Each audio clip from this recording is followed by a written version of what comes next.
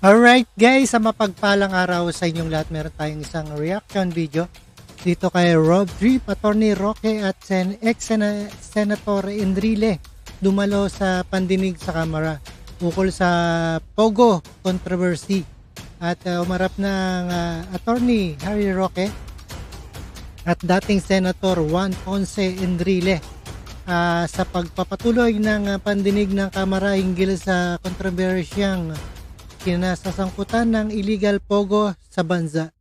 At no other further ado, panoorin po natin yan. And don't forget to subscribe, Rob Trip. Alright, this channel. Thank you so much sa inyong lahat.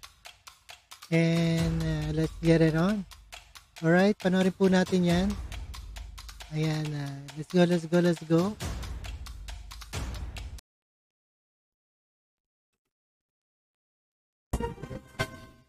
Rosalie, bakit kasama si dating Senator Enrile sa mga dumalo dyan sa Pogo hearing? Kasamang dumalo ni dating Senador Juan Ponce Enrile ang anak na si Attorney Katrina Ponce Enrile, ang kasalukuyang Administrator at Chief Executive Officer o CEO ng Cagayan Economic Zone Authority o CESA sa pagdinig ng House Committees on Public Order at Safety and Games Amusement sa pagtindi ng mga kriminal na aktibidad at illegal na gawain iniuugnay sa Philippine Offshore Gaming Operations o POGOs. Imbitado ang mag-ama bilang resource persons.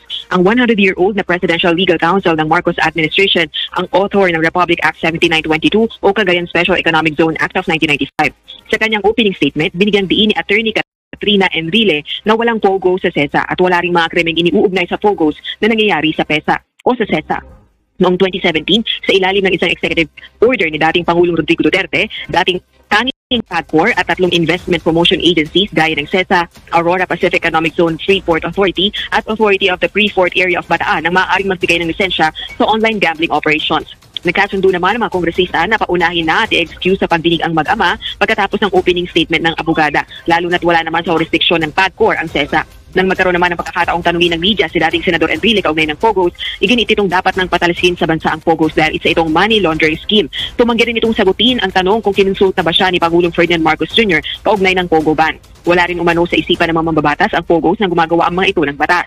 Bukod naman sa mag-amang Enrile, kabilang din sa mga dumalo sa pagdinig sina dating Presidential Spokesperson Harry Roque, gayon din ang chairperson ng PAGCOR na si Andrea Domingo. Sa kasalukuyan ay hindi pa sila kasalang para sa mga katanungan ng mga kongresista.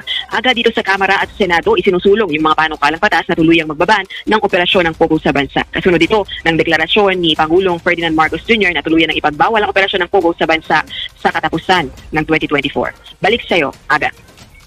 Maraming salamat. Alright guys, ayan, napakinggan po natin at napanood dito sa ating reaction video. And ito nga si Atty. Roque at si ex-Senator Enrile dumalo sa pandinig sa Kamara.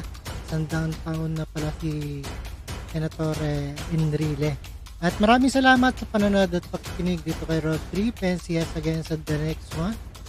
Alright, and thank you so much and keep safe and healthy sa inyong lahat. And peace out.